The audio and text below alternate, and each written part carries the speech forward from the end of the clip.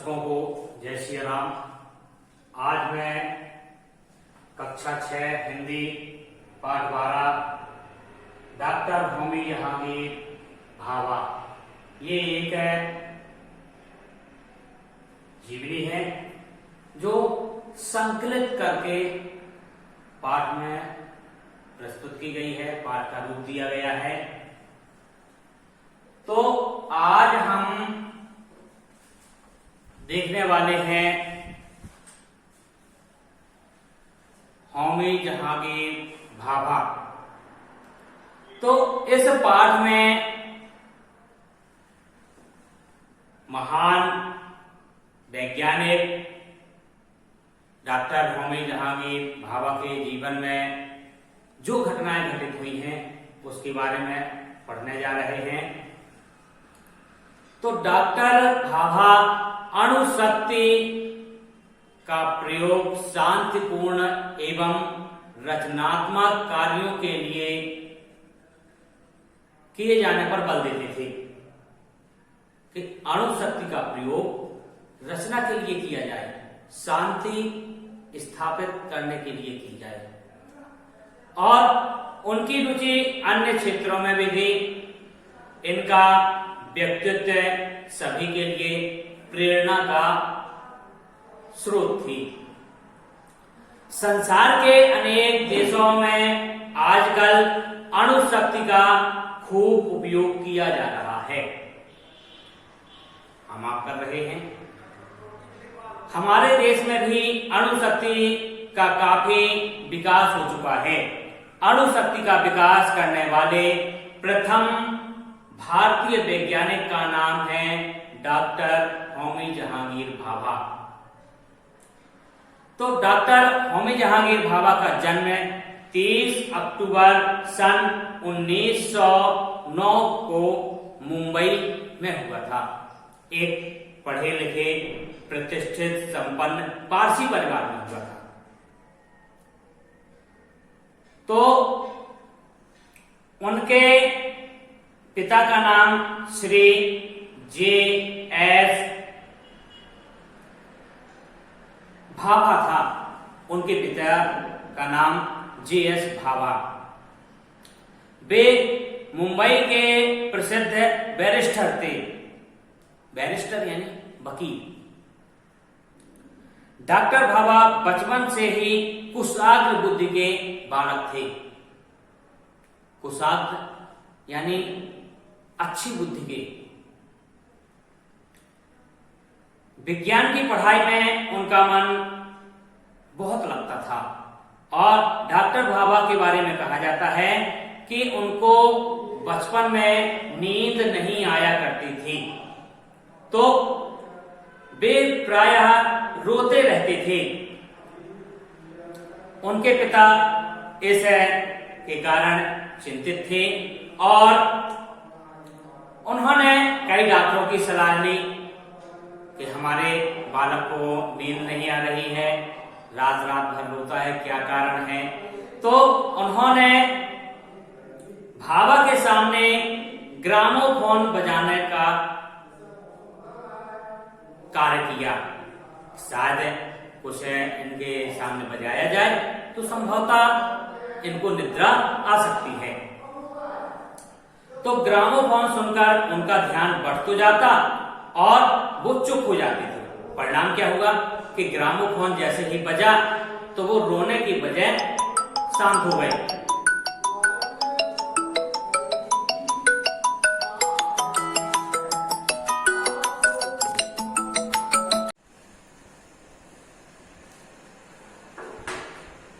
आगे अपन को देखना है कि जैसे डॉक्टर होमी जहांगीर भाभा जी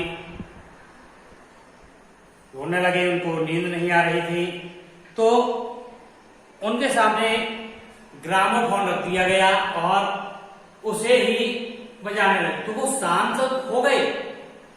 इसका एक फायदा और हुआ। क्या हुआ कि डॉक्टर साहब संगीत प्रेमी हो गए।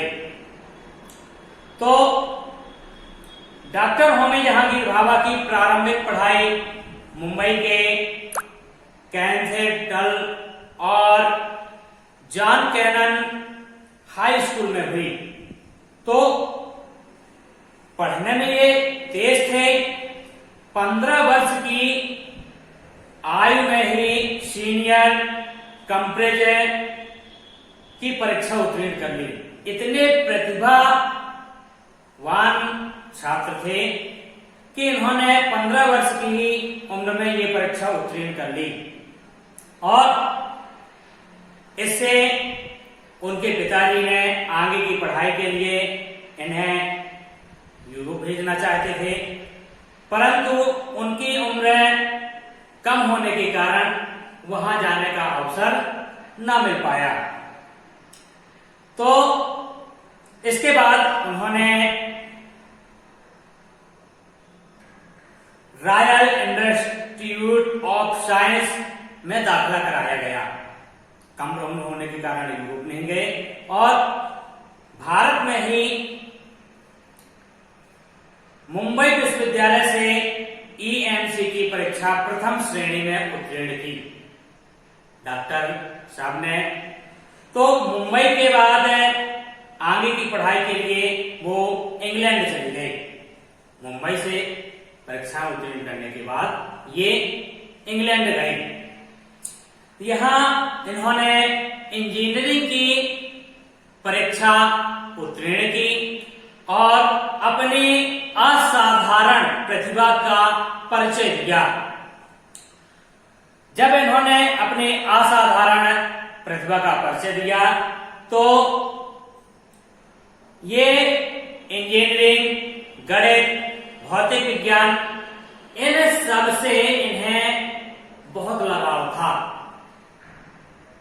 इन विषयों के अध्ययन के लिए कैम्ब्रिज के केयर कॉलेज में प्रविष्टि हुई और यूरोप के विभिन्न देशों में जाकर, इसी समय यूरोप के विभिन्न देशों में जाकर विद्युत चुंबकीय संबंधी बातों के अतिरिक्त कॉस्मिक किरण के मौलिक खोजों के विषय में भाषण का अवसर इन्हें प्राप्त हुआ और इन भाषणों से इनकी ख्याति और फैल गई। सन 1941 में इन्हें पीएचडी की उपाधि प्राप्त हुई। जब इन्हें पीएचडी की उपाधि प्राप्त हो गई तो अपनी शिक्षा एवं अध्ययन पूर्ण करके वे अपने वतन को लौट आए। अपने वतन भारत में इन्हें भारतीय विज्ञान संस्थान बेंगलुरु में रीडर नियुक्त किया गया। क्या किया गया? रीडर नियुक्त किया गया। रीडर नियुक्त होने के पश्चात कॉस्मिक किरण संशोधन केंद्र में प्रोफेसर बन गए। अब प्रोफेसर बने। कॉस्मिक किरणों के अनुसंधान के फलस्वरूप उन्हें लंदन की रॉयल सोसाइटी का फेलो चुना गया। क्या चुना गया? फेलो चुना गया। अब इनका देश विदेश में काफी नाम होने लगा। जब देश विदेश में इनका काफी नाम हुआ तो उन्हें डीएससी की उपाधि प्रदान की गई। इन्हें डीएससी की उपाधि से सम्मानित किया गया। सन 1951 में वे भारतीय विज्ञान कांग्रेस के अध्यक्ष चुने गए। कब चुने गए? 1951 में। भारत सरकार ने 1954 में उन्हें पद्म विभूषण की पदवी से अलंकृत किया, अवार्ड दिया एक। उसी वर्ष वे अणुशक्ति के निर्माणकारी उपयोग के सिलसिले में जिनेवा में आयोजित अंतरराष्ट्रीय कांग्रेस के अध्यक्ष चुन लिए गए। कहां पर? जिनेवा में। डॉक्टर भाभा अणुशक्ति से अणुबम बनाने के पक्ष में नहीं थे। पहले भी आप लोगों को बतलाया कि वे शांति के मार्ग पर अग्रसर रहना चाहते थे, इसीलिए वो अणुबम बनाने के पक्षधर नहीं थे। अणुबम से लाखों लोगों की जान चली जाती है, इसलिए अणु शक्ति का प्रयोग शांतिपूर्ण रचनात्मक कार्यों के लिए ही करना चाहते थे। तो जब अणु शक्ति का रचनात्मक प्रयोग करने के लिए उनके अनुरोध पर मुंबई में सर दोराबजी टाटा ट्रस्ट द्वारा Tata institute of fundamental research नामक संस्थान की स्थापना की गई और इस संस्थान की स्थापना में रहकर इन्होंने बेंगलुरु छोड़ दिया और इस संस्थान के डायरेक्टर बनकर मुंबई आ गए। जब ये मुंबई आ गए तो उन्होंने अपना सुझाव प्रस्तुत करते हुए उस ट्रस्ट को एक पत्र लिखा। इस संस्था को स्थापित करके मैं भौतिक विज्ञान का एक सर्वोत्तम स्कूल चलाना चाहता हूं। मैं चाहता हूं कि आने वाले वर्षों में आणविक शक्ति के कार्यों के लिए भारत को दूसरों का मुंह ना ताकना पड़े। तो डॉक्टर भाभा अणु शक्ति कमीशन के अध्यक्ष रहे।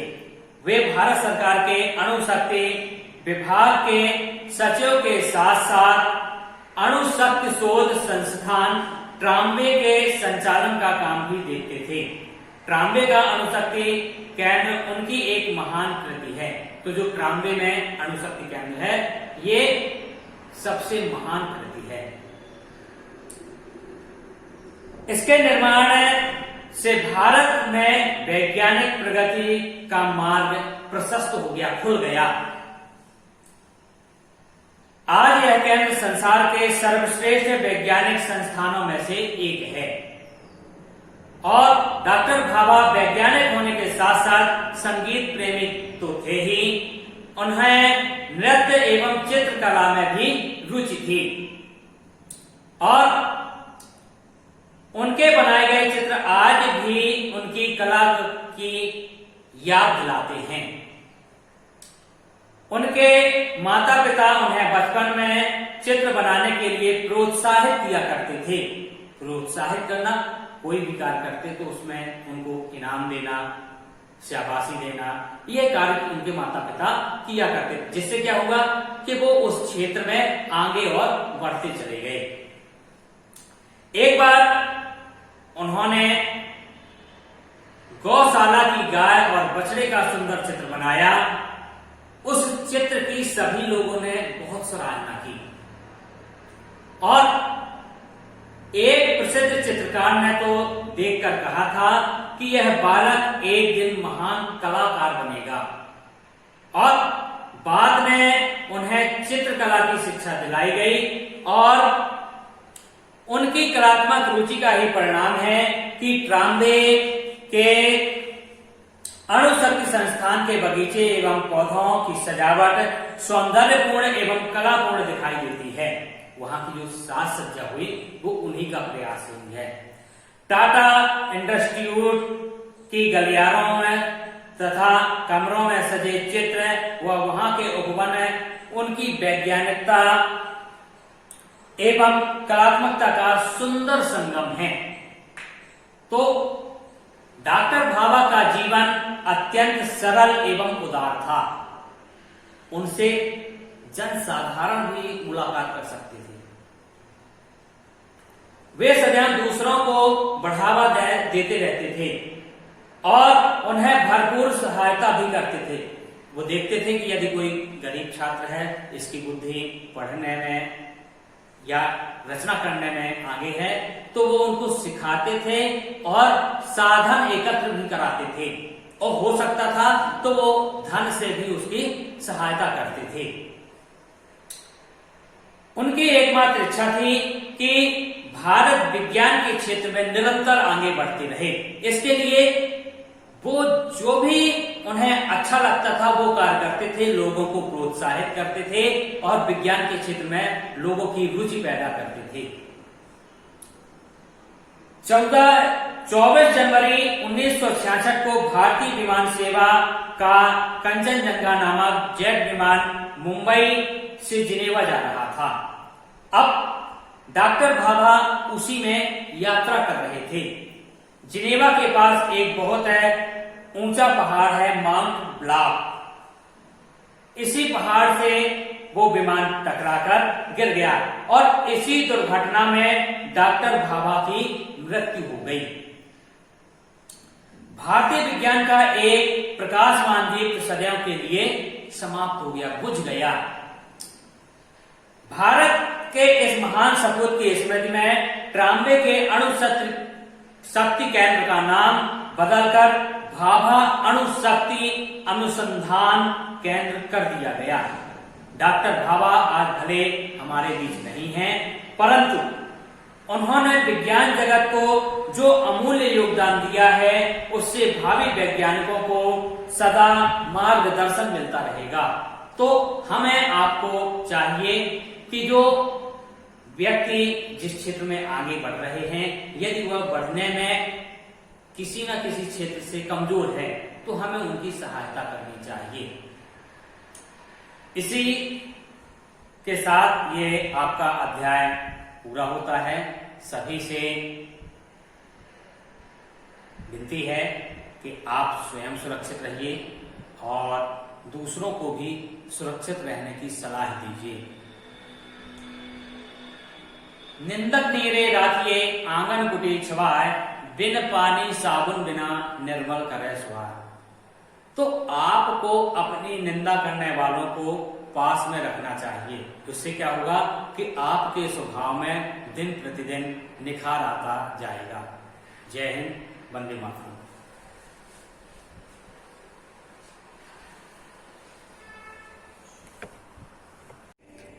आप निरंतर आगे बढ़ते रहें। यदि आपको यह वीडियो अच्छा लगा हो तो लाइक, शेयर, यदि नए हों तो सब्सक्राइब करना ना भूलें।